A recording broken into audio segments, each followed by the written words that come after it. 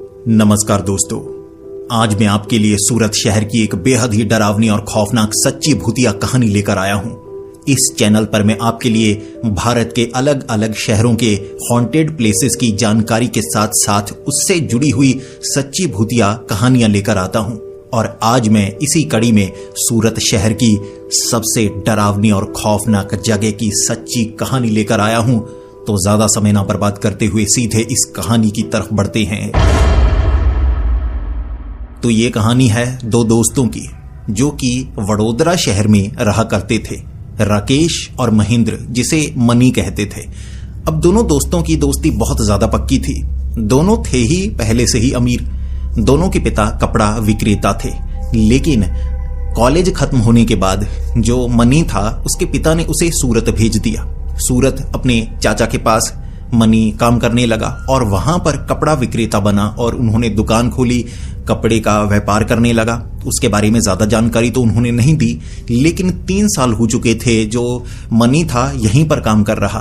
और कभी कभी राकेश उसे फोन किया करता कि यार तेरी बड़ी याद आती है। अब कभी कभी तो एक दिन के लिए आता है, एक दिन में हम घूम फिर भी नहीं पाते।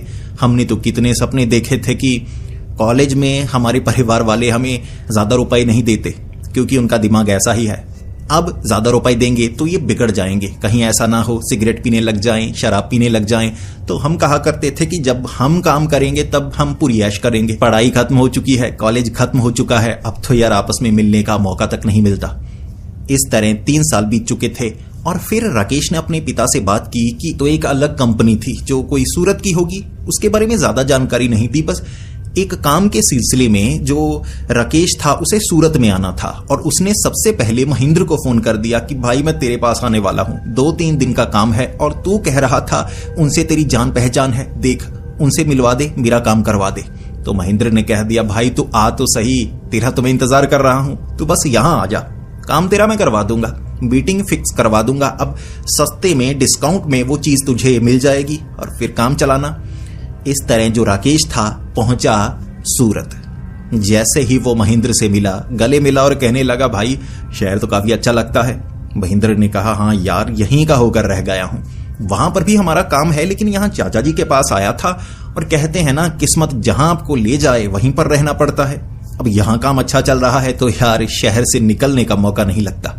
राकेश ने कहा चल कोई बात नहीं, तेरा काम यहाँ चल रहा है, मेरा काम वहां चल रहा है, अब टाइम निकाल कर हम दोनों मिला करेंगे। और याद है कॉलेज में हम घूमने की बातें करते थे, यार घूमने का मौका ही नहीं मिला।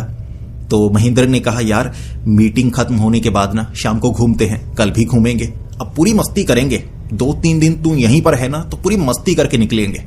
तो इस तरह से राकेश और महेंद्र ने प्लानिंग पूरी कर ली थी।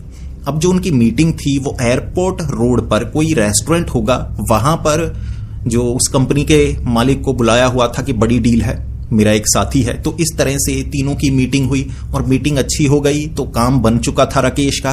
राकेश बहुत ज्यादा खुश हो चुका था।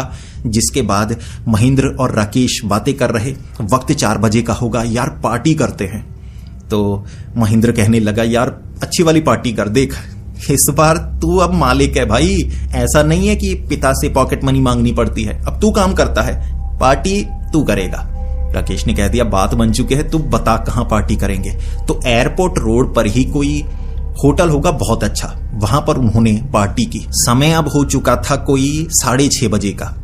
फिर राकेश महेंद्र को कहने लगा यार जगह दिखा, कहते हैं सूरत रात को सबसे ज्यादा खूबसूरत लगता है, अब यहां घूमने वाली कोई अच्छी जगह है तो घूमते हैं। आज रात में सोऊंगा नहीं, ना तुझे सोने दूंगा, घूमेंगे, सड़कें बंद हों, लोग सो चुके हों, उसके बावजूद यार घूमेंगे।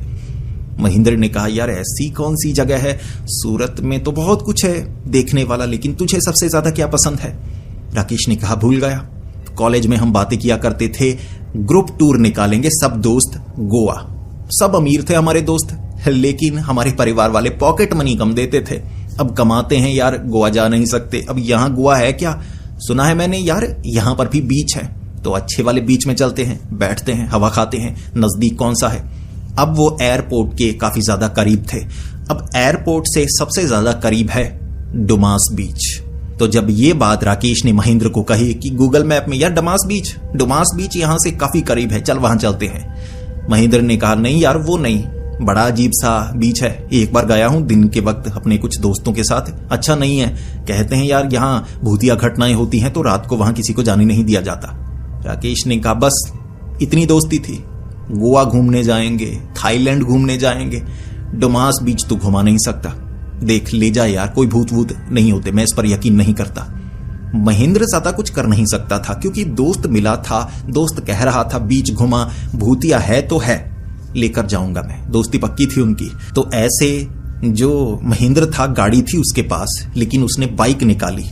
अब बाइक के सहारे दोनों सीधा निकल पड़े थे डुमास बीच की ओर। 7 बज चुके थे, अंधेरा होने वाला था।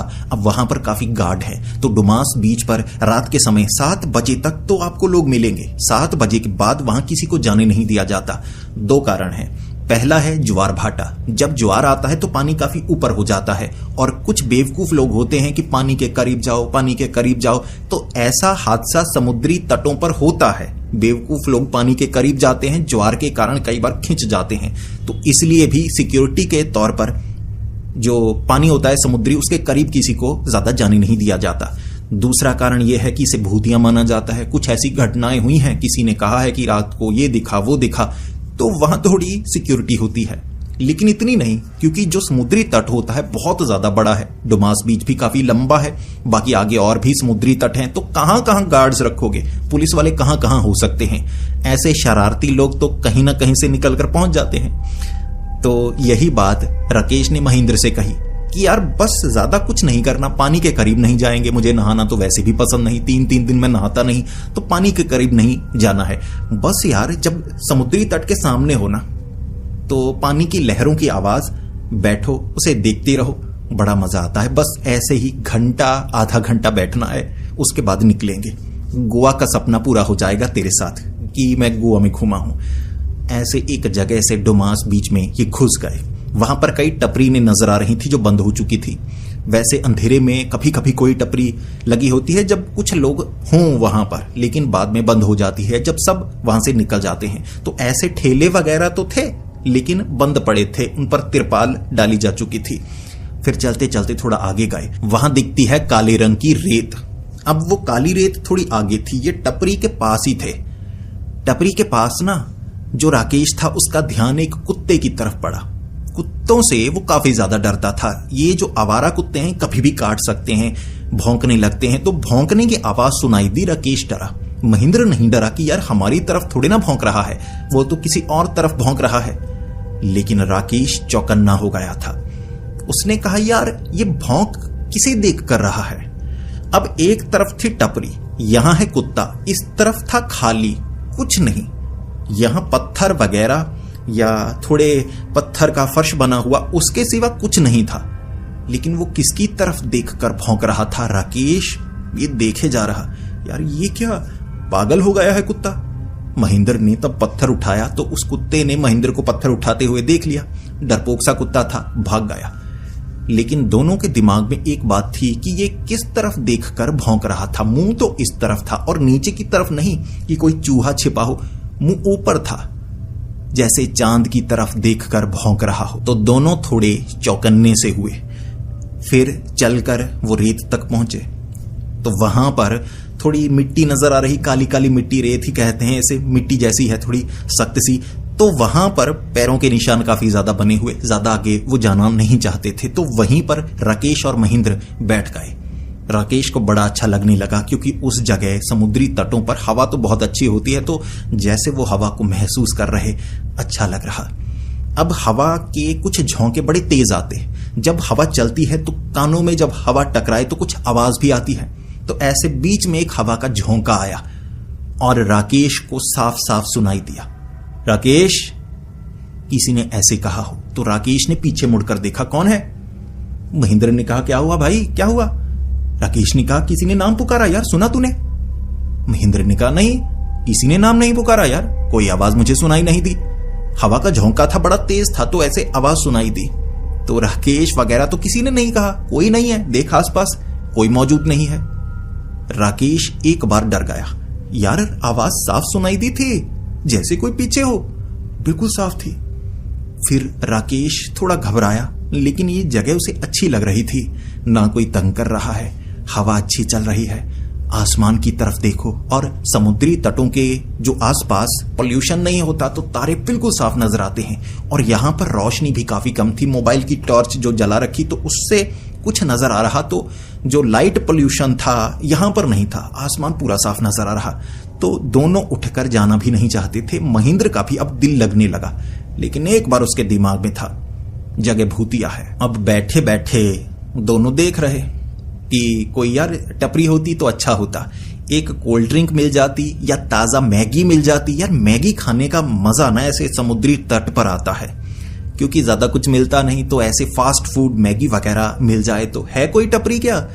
महेंद्र ने कहा नहीं यार, इसे भूतिया बीच मानते हैं, वैसे भी कोई आता नहीं तो रात को कौन टपरी लगाकर बैठा रहेगा। गोवा नहीं है ये सूरत है भाई, सूरत है। फिर भी राकेश कह रहा देख तो ट्राई करके, पानी मिल जाए, कुछ मिल जाए तो देखें थोड़ा चलकर। ऐसे दोनों ने बात की। अब लाइट्स पीछे कुछ है, कहीं कहीं थी, हो सकता है कोई हो, लेकिन एक तरफ तो बहुत ज्यादा रोशनी। अब वहां थोड़ा घुमाव था तो दोनों उस तरफ चलने लगे ये देखने के लिए कि ये क्या रोशनी है। काफी दूर से उन्हें नजर आया जैसे किसी ने आग लगाई हो। आग थी, क्योंकि कम होती रोशनी थोड़ी बढ़ती, ऐसे आग जैसे फड़फड़ा रही हो तो ऐसे रोशनी थी। जब वो थोड़ा करीब पहुंचे तो उन्होंने देखा ये जो आग है, ऐसा नहीं किसी ने कैंप फायर लगाई हो, जैसे समुद्री तट के करीब आग लगाकर कोई टिक्के बना रहा हो, बैठा हो, ऐसा नहीं था। ज्यादा लकड़ियां थी वो ज्यादा, लेकिन ज्यादा ऊंचाई पर नहीं। पूरी तरह से कहें तो ये दूर से देखने में कोई चिता तो नहीं लग रही थी, लेकिन थोड़ा करीब गए तो उन्हें ये साफ साफ लगा कि यार ये तो लकड़ियां रखी हुई हैं, और ऐसा है कि लकड़ियों पर कुछ तो है, लकड़ियों को टिकाने का तरीका। ये कैंप फायर नहीं है भाई, ये तो चिता है। राकेश कहने लगा निकल भाई, क्या किस जगह ले आया यार, यहां ऐसा कुछ होता है। ये बात से महेंद्र काफी ज्यादा घबरा चुका था और महेंद्र ने कहा निकल निकल, चल चल यार, यहां नहीं रुकना, चल चल चल चल। राकेश पूछने लगा क्या हुआ भाई, तू घबरा क्यों गया, तू ज्यादा घबरा गया, बता मुझे। महेंद्र कहने लगा देख, चलेगा या नहीं, मैं चला, तुझे रुकना है तो रुक, गुस्से में महेंद्र ने कहा। तो राकेश कहने लगा हाँ ठीक है, क्या हुआ भाई, इतना गुस्सा क्यों, क्या हो गया। तो उस जगह से जो महेंद्र था राकेश को दूर ले आया, उसी जगह जहां पर वो बैठे हुए थे, वहां ज्यादा कुछ नहीं था। फिर वहां पर महेंद्र ने राकेश को कहा यार ये तो वही चीज है, ये तो यहां पर बंद हो चुकी है। राकेश ने पूछा क्या बंद हो चुकी है, बता, तू मुझे कुछ बताएगा या नहीं, और तू कांप क्यों रहा है, आवाज तेरी ऐसे कांपती हुई क्यों निकल रही है। तो महेंद्र ने साफ साफ बताया यार ये जगह को भूतिया कहा जाता है, ये तो है जैसे कई जगहों को कहा जाता है, लेकिन इस जगह के साथ एक खास घटना जुड़ी है कि डुमास बीच अब तो साधारण पब्लिक के लिए इस्तेमाल किया जाता है, टपरी वगैरह लगती हैं, लेकिन इससे पहले जब सूरत शहर काफी दशक पहले साधारण था, थोड़ा छोटा शहर था, तब इस जगह पर ना चिताएं जलाई जाती थी। इसे खास शमशान घाट माना जाता था। जैसे कई और घाट हैं समुद्र के किनारे, नदियों के किनारे, जो शमशान घाट होते हैं ना, पानी के किनारे चिताएं जलाई जाती हैं, ये जगह वो हुआ करती थी। इसीलिए लोग इसके बारे में कहानियां बनाते हैं कि यहां कुछ ना कुछ नजर आता है। सच है या नहीं वो तो नहीं पता, लेकिन ये चिता थी और लगता है अब भी यहां पर चिताएं जलाई जाती हैं। निकलो यार, मैं एक बार आया था, मुझे नहीं पता था कि ऐसे होता है, चलते हैं। राकेश कहने लगा यार ये तो काफी अजीब बात है, मुझे भी नहीं पता था। अब तो मुझे भी डर लगने लगा।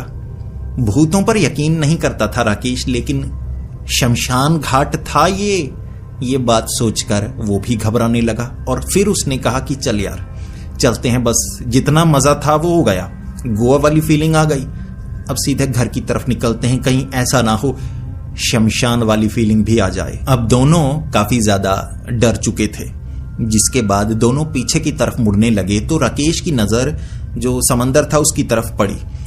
समंदर के ऊपर उसे सफेद रंग की रोशनी नजर आई। अब ऐसा नहीं था कि कोई ये ड्रोन हो, या तारा भी नहीं था क्योंकि काफी नीचे था। ये गोल गोल कोई गेंद थी, चमकदार गेंद। उसे 2-3 ऐसी गेंद नजर आई जो एक जगह पर जैसे चमकती फिर बंद हो जाती। और ये कोई ऐसी जगह नहीं थी, कोई समंदर के बिल्कुल बीच में ऐसे लाइट तो जला नहीं सकता, ये टॉर्च नहीं थी, कोई गेंद की तरह ज्यादा दूर नहीं थी, कह सकते हैं कोई 200 मीटर 300 मीटर ज्यादा से ज्यादा, बिल्कुल समुद्र के बीच में, पानी के बीच ऐसे उड़ती हुई लाइट्स नजर आई। राकेश को नजर आई। राकेश ने जैसे ही ये बात की महेंद्र को कि यार वो क्या है, इसे भ्रम भी कह सकते हैं, ऐसा भी नहीं कि बिल्कुल साफ साफ था कि उड़ती हुई कोई उड़न तश्तरी नजर आई है, बस लाइट थी जो ब्लिंक होती बंद हो जाती, कहीं और लाइट दिखी, ब्लिंक हुई, बंद हो गई। ऐसे 2-4 बार हुआ तो महेंद्र भी थोड़ा सा डरा और कहने लगा चलो यार चलते हैं, आज सच में काफी अजीब चीजें हो रही हैं, इसके बारे में ज्यादा मुझे नहीं पता लेकिन चलो निकलते हैं। फिर जो महेंद्र था थोड़ा आगे बढ़ा, राकेश रह गया पीछे। अब उसके पीछे रहने का एक कारण था। राकेश कहने लगा यार किसी ने मेरा हाथ पकड़ा है।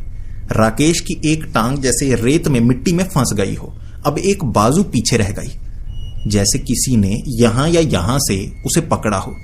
ना तो टांग हिल रही थी ना हाथ हिल रहा था, बिल्कुल जैसे लकवा मार गया हो तब तो शरीर ही काम नहीं करता। टांग वो फड़फड़ा पा रहा, बाजू को झटक पा रहा, लेकिन किसी ने जैसे पकड़ा हो, बाजू को छुड़ा नहीं पा रहा था। एक बार तो उसे यह महसूस हुआ, उसने छुड़ाने की कोशिश की। महेंद्र ने जब ये देखा उसके बाद अब दृश्य कुछ ऐसा था कि अगर किसी ने पीछे से टांग पकड़ी हो, अगर कोई नाटक कर रहा हो तो टांग उठाएगा, कहेगा यार किसी ने पकड़ी है, वो नकली लगता है। जब आपका शरीर ऊपर की तरफ उठे ना, ये साफ है किसी ने खींचा और उठाया। टांग ऊपर की तरफ उठी, बाजू ऊपर की तरफ उठी, जिसके बाद जो राकेश था उसने झटका मारकर आगे की तरफ खुद को छुड़ाया और फिर दोनों भागे। चीखे नहीं, वो फंसना नहीं चाहते थे कि कोई पुलिस वाला गार्ड वगैरह देख ले, लेकिन यहां से उन्हें निकलना था और उन्हें अब इस चीज का डर था कि यहां से बचकर निकल जाएं, ऐसा ना हो।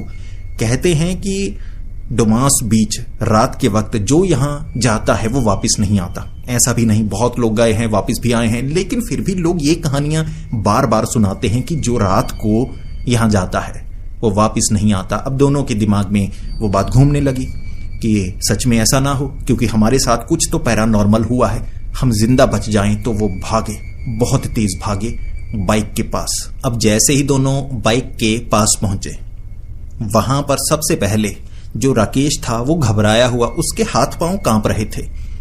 जो भी था उसकी पकड़ उसे महसूस हुई, पैर से और बाजू से पकड़ा था तो उसके हाथ ही कांप रहे, वो बाइक नहीं चला सकता था।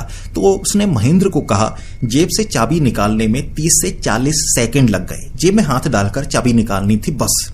तो ऐसे हाथ नहीं डाल पा रहा, हाथ ऐसे कांप रहे, तो चाबी किसी तरह से निकाली। महेंद्र चला, यहां से निकाल यार। तो महेंद्र ने बाइक चलानी शुरू कर दी। अब ये जहां इन्होंने बाइक लगाई थी आगे स्टॉल था, जो कि लाइटिंग थी, वहां पर 2 लोग भी वहां पर खड़े थे, बीच से थोड़ा पीछे तक।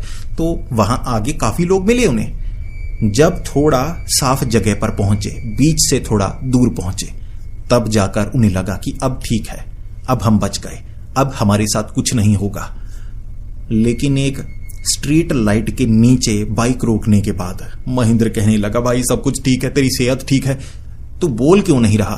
क्योंकि जो राकेश था उसका गला ही बैठ गया। वो चीखा नहीं, लेकिन डर के मारे ही उसका गला बैठ गया। तो जैसे हमारा गला बैठा होता है, बहुत ज्यादा खांसी हो तो आवाज ना निकले, तो वो महेंद्र को कान के पास कह रहा, भाई तेज चला, ऐसे आवाज ही नहीं निकल रही। तो वहां पर रोका महेंद्र ने। फिर महेंद्र ने पानी की बोतल जो लिफाफे में टांगी हुई थी आगे, वो दी, भाई पानी पी, क्या हुआ, ठीक है ना तू? तो उसने पानी पिया, फिर थोड़ी सांस ली कि सब कुछ ठीक है। उस समय महेंद्र की नजर ना जब राकेश की बाजू पर पड़ी थी। पैंट सफेद रंग की थी, क्रीम कलर की पैंट पहनी हुई थी उसने, यही पैंट पहनकर जो मीटिंग थी वो की थी। भाई बाजू पर यहां मिट्टी लगी हुई, कहीं पर मिट्टी नहीं, वरना हाथ पर जो रेत पर हाथ रखा था, रेत मिट्टी ऐसे लगी, जूतों पर लगी हुई, यहां रेत लगी, ऐसे उंगलियां बनी हुई थी। पैर पर मिट्टी, काले रंग की मिट्टी है वहां पर, काली रेत या मिट्टी। तो पैंट पर भी उंगलियों के निशान, पूरा का पूरा हाथ बना हुआ था। ये दोनों के लिए साफ था कि नजर कोई नहीं आया है, लेकिन किसी ने पकड़ा था, जिसके बाद वो वहां से निकले।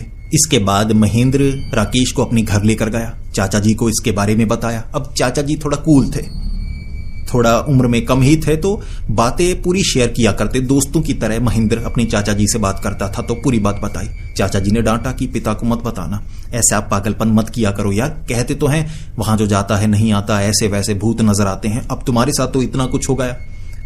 कुत्ता भूत प्रेतों को देख सकता है, बिल्ली जानवर देख सकते हैं, तो कुत्ते से ही तुम्हें लग जाना चाहिए था कुछ वहां पर है।